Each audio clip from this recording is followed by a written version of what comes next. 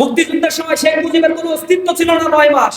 যারা এখানে খেটে খাওয়া মানুষ, কুলি মজুর, দিন মজুর, ব্যবসায়ী, ছাত্র জনতা, যারা 71-এ জীবন দিয়েছিল, তাদের মূল লক্ষ্য ছিল সাম্য, মানবিক মর্যাদা, সামাজিক সুবিচার প্রতিষ্ঠা করা। 1972 সালে বলা কওয়া ছাড়াই একটা সংবিধান তৈরি করলো।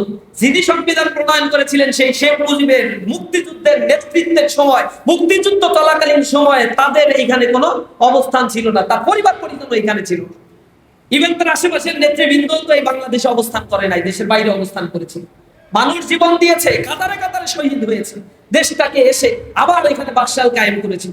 সে বাকশাল থেকে মানুষ মুক্তি পাওয়ার জন্য এখানে বিদ্রোহ করেছিল, সিপাহী জনতার বিদ্রোহ হয়েছিল। কিন্তু বিদ্রোহ হওয়ার পরে যারা শাসন গ্রহণ করেছে তারা আবার পরাধীনতার করাল গ্রাসে জাতিকে নিমজ্জিত করেছে।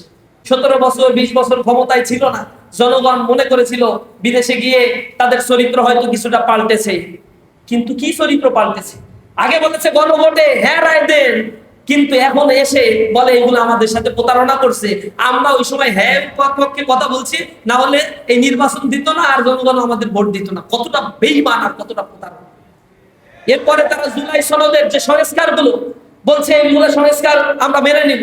এখন আসার পরে 4-5 মাস পেরিয়ে গিয়েছে, বাধ্যবাধকতা 3 মাসের ছিল, সংসদে এটা পাশ করতে হবে, সেগুলো তারা করে নাই। জুলাই সনদের ততটুকু তারা বাস্তবায়ন করবে বলে বলেছে যতটুকু তাদের স্বার্থের সাথে যায়। তারা বিচার বিভাগীয় স্বাধীন সচিবালয় চায় না, কারণ বিচারক নিয়োগের ক্ষেত্রে তাদের হস্তক্ষেপ লাগবে। তারা নিজেদের মতো করে আর এক স্বৈরাচারী বন্দোবস্ত তৈরি করবে। তারা চায় না এই রাষ্ট্রের কাঠামোগুলো সংস্কার করুন। তারা চায় না গুম খুন প্রতিরোধ অধ্যাদেশ বাস্তবায়ন হোক, তাহলে তাদের স্বৈরাচারী মনোভাব তারা আর বাস্তবায়ন কেন করতে পারবে না। তারা ব্যাংক রেগুলেশন অধ্যাদেশ নিয়ে টালবাহানা করেছে, বাংলাদেশের অর্থনৈতিক খাতগুলোকে তারা ধ্বংস করে দিচ্ছে। চাঁদাবাজির হাত বদল হয়েছে, 100 দিনের শাসনে 600 মানুষকে হত্যা করা হয়েছে, তার কোনো বিচার হচ্ছে না। নির্বিচারে দিনে দুপুরে মানুষকে কুপিয়ে হত্যা করা হচ্ছে, তাদেরকে আবার 2 দিন পরে জামিন দিয়ে দেওয়া হচ্ছে। আওয়ামী লীগ প্রকাশ্যে তারা অফিস খুলছে, মিছিল মিটিং করছে, আবার আমাদের সামনে নাটক করে, আওয়ামী মিছিল করে, এর বিরুদ্ধে তারাও এই কর্মসূচি পালন করে। সরে সরে মাসতুতো ভাই হয়েছে।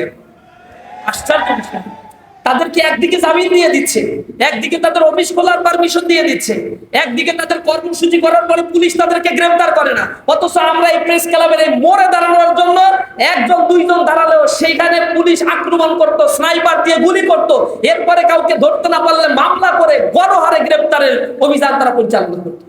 আওয়ামী লীগ মিছিল করে, তাদের নামে কোনো মামলা হয় না, মনে হয় মামা খালুর মানে একটা আবদার। আশ্চর্য বিষয় আমাদের কাছে মনে হয়। আবার বলে যে না, তারা গোপনে করে, কিভাবে ধরবে? আবার মন্ত্রী, স্বরাষ্ট্রমন্ত্রী অভিনয় করে, চমৎকার অভিনয় বলে একটা দলের তো 23 তারিখে তাদের প্রতিষ্ঠা বার্ষিকী। খুব আশ্চর্য হয়ে বলছে একটা দল বলতে কোন দল নিষিদ্ধ করছে? হ্যাঁ, এটা বলে মিডিয়ায়। এইসব বিষয়ে বাতেলা মানুষ বুঝে না। তোমাদের শব্দগুলো, তোমাদের কর্মকাণ্ডগুলো জনগণ এখন বুঝে গিয়েছে। এর আগেও ক্ষমতায় থাকাকালীন সময়ে এই দেশকে তারা দুর্নীতিতে চ্যাম্পিয়ন করেছিল, এই দেশকে তারা করদ রাজ্যে পরিণত করার জন্য কনস্পিরেসি করেছিল। আজকেও আমরা দেখতে পাচ্ছি কার ইন্ধনে, কার সাথে মুসলেখা দিয়ে এসে এই বাংলাদেশকে আবার নতুন বন্দোবস্তের যে সূচনা আমরা চেয়েছিলাম তা থেকে এই বাংলাদেশকে অন্য একটি খাতের দিকে নিয়ে যাওয়ার জন্য কারা চেষ্টা করছে, কিভাবে চেষ্টা করছে।